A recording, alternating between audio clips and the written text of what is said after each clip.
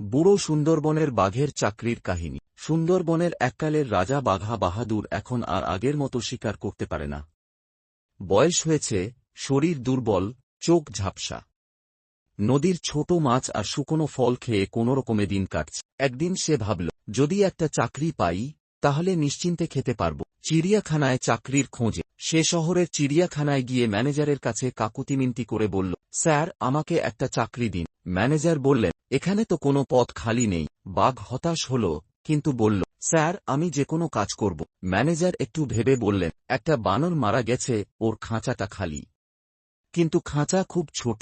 বাঘ বলল, কোনো সমস্যা নেই, আমি ওই খাঁচাতেই থাকব। নতুন চাকরি, নতুন আনন্দ। বাঘ খাঁচায় ঢুকে মানুষদের মনোরঞ্জন করতে লাগল। ছবি তুলতে এলে সুন্দরভাবে বসত, সেলফি তুললে ক্যামেরার দিকে তাকিয়ে থাক।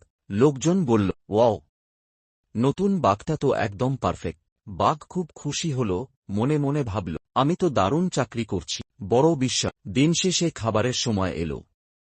বাঘ খাঁচার একপাশে অপেক্ষা করল, ভাবল, নিশ্চয়ই ভালো খাবার পাব। কিন্তু খাবারের বাটিতে 4টি ছোলা আর একটি কলা। বাঘ অবাক হয়ে বলল, এটা কি? এটা আমার জন্য। কর্মী হেসে বলল, এই খাঁচার জন্য এতটুকুই বরাদ্দ। উপলব্ধি। বাঘ বুঝতে পারল, আমি তো এসব খাই না।